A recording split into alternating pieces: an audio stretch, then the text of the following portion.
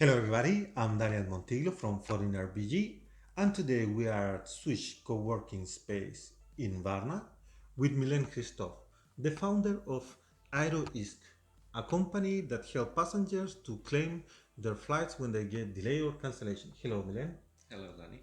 how are you? I'm good. Okay, thank you for being here today.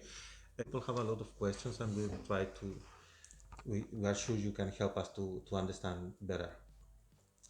What is happening now in Europe with these bans and everything, and what that means for the passengers?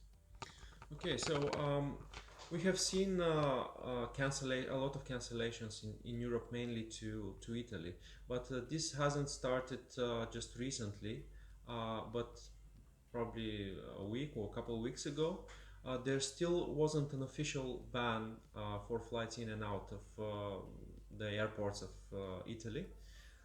But the airlines still were canceling their flights.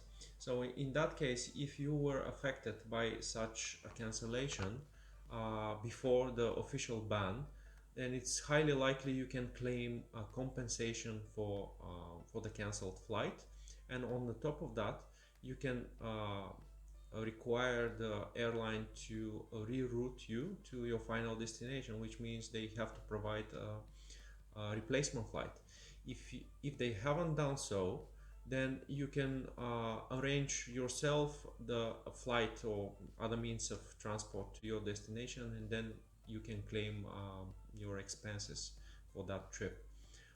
And the second option is after after the official ban. So if your flight was cancelled after the official ban, the airline had nothing to do with it, so they're not liable for any extra compensation. However, they're still liable for refunding the money you have paid for your flight. So it depends really on what your particular case, whether you can claim a refund uh, or you can claim on some other compensation on the top of the refund. Uh-huh. And what should be the what should I do as a passenger if I reach to the airport and found out that my flight had been canceled?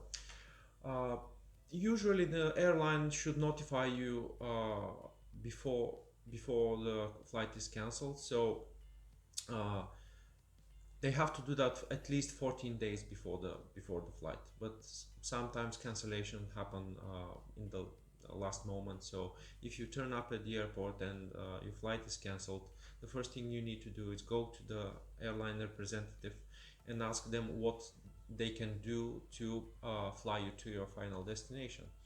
Usually they're helpful. Some airlines are not. However, they will try to find you a substitute flight so you can reach the final destination. Sometimes it's with the same airline, sometimes with another airline which they cooperate with. But if your flight is in a destination where there's a government flight, you have to find the nearest airport which doesn't have a ban, and ask the airline to fly you to that airport. And if you reach that airport, then you have to arrange a ground transportation to your final destination. Uh-huh. That's the way to do it.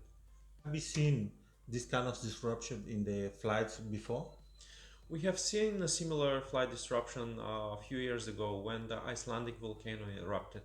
Then there was so much ashes in the air across all Europe, that the European Aviation Safety Agency (EASA) they said, well, it's too risky to fly aircrafts in the airspace, so they have cancelled all flights all over Europe, and that was for about 2 or 3 weeks, maybe, I don't remember.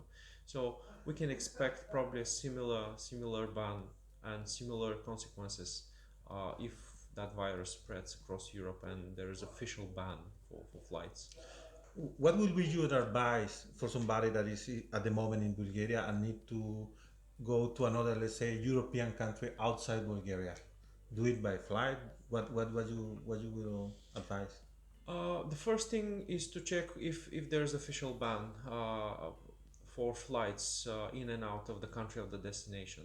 So say if you fly to Italy, there is an official flight. So what you can do is just find other means of transportation to your final destination, and try to rearrange your flight if possible. If not, just get a train or a bus or something. If if you can't reach officially by flight. Do you have any statistic about how many flights have been cancelled, percentage or something? There is information on that? There is an official statistics, and this is again this has been calculated by Eurocontrol. That's the um, it's an international organization across Europe where they collect statistics of flights, and obviously they control all the airspace across Europe. And what about traveling itself? We see that they say they're going to put some thermo controllers in the airports and stuff like that because of the coronavirus and to stop the spread of the disease. Do you have any information about that? Do you know something about that? Um, I have heard I haven't traveled and seen actually those devices, but what they do, in my opinion, just I want to make a disclaimer, I'm not a doctor. So, in my opinion, they just can check the person's internal temperature. But as far as I understand, there are other symptoms which cannot be collected with this device. So I'm not sure how secure or how accurate rather is this method of testing. So, Hmm.